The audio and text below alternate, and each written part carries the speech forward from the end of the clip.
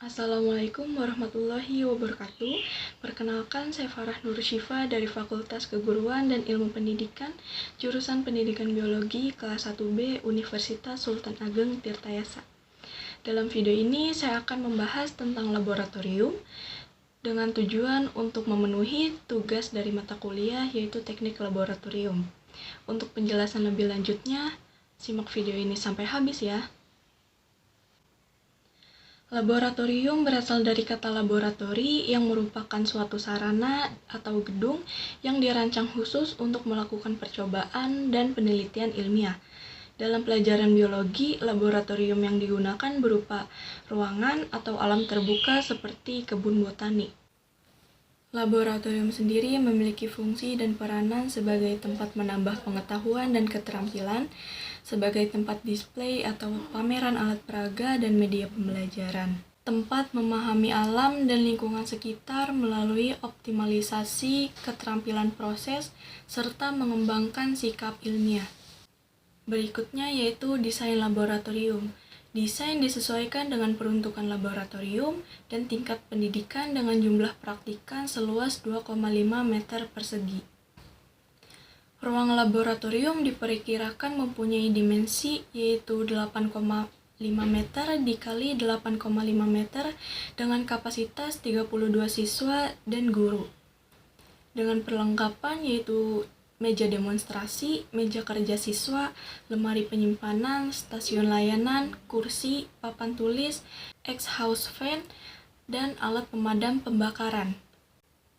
Selanjutnya yaitu jenis laboratorium.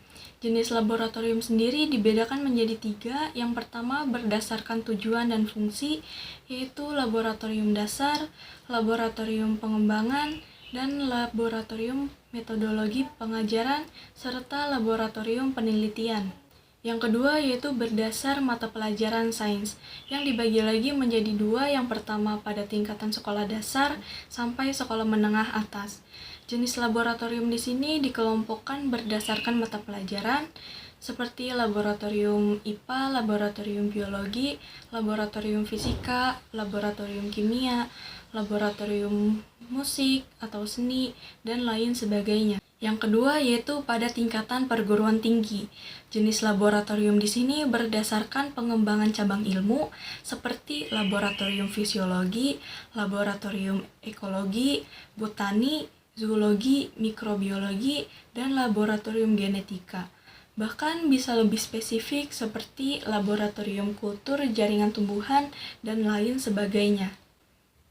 Yang ketiga atau yang terakhir yaitu Scene Classroom Laboratory, yaitu jenis laboratorium yang difungsikan sebagai ruang kelas. Berikutnya yaitu tata letak. Dalam pembangunan laboratorium, ada beberapa syarat pada lokasi, yaitu yang pertama, memperhitungkan arah angin agar tidak terjadinya penyebaran gas berbahaya ke daerah pemukiman warga. Yang kedua yaitu jauh dari sumber air, daerah resapan air. Yang ketiga yaitu tidak terlalu dekat dengan bangunan lain. Dan yang keempat yaitu mudah terjangkau sehingga jika ada kebakaran bisa dengan mudah dipadamkan. Selain lokasi ada juga tata ruang yang menjadi salah satu persyaratan. Tata ruang terbagi menjadi 6, yang pertama yaitu ruang utama, ruang persiapan, ruang penyimpanan, ruang gelap atau dark room, yang berikutnya yaitu ruang spesimen, dan yang terakhir ruang administratif. Yang berikutnya yaitu fasilitas laboratorium. Fasilitas laboratorium ini dibagi menjadi 6, yaitu yang pertama penerangan. Penerangan dalam laboratorium harus memiliki pengaturan yang dapat diubah-ubah. Dan yang kedua yaitu ventilasi. Ventilasi di sini berperan penting karena bahan kimia dapat mudah menguap, dan jika tidak ada ventilasi udara, siswa atau mahasiswa yang berada di dalam ruangan tersebut akan teracuni. Dan yang ketiga yaitu ada air yang pasokannya harus cukup dan kualitasnya harus baik, karena jika tidak dapat mempercepat kerusakan alat logam. Yang keempat yaitu bak cuci yang terbuat dari porselen, beton, dan juga stainless steel yang dilengkapi dengan saringan agar tidak membuat mampet saluran. Yang kelima yaitu listrik, dan yang keenam mebel air dengan meja siswa sekitar 70-75 cm dan meja guru lebih tinggi daripada meja siswa. Dan yang terakhir yaitu penempatan alat dan bahan. Untuk alat dan bahan harus mudah dijangkau dan tidak dipindah-pindah karena untuk kemudahan menemukannya dan mengambil alat tersebut. Lalu tidak boleh ditempatkan di tempat yang lembab, panas, dan berisi zat korosif. Alat yang berat tidak boleh ditempatkan di tempat yang terlalu tinggi, sedangkan alat yang mahal dan berbahaya ditempatkan di ruang yang terkunci. Alat dan bahan dikelompokkan menurut pengelompokan yang logis, serta diberi tabel untuk alat dan bahan yang tidak mudah dikenali.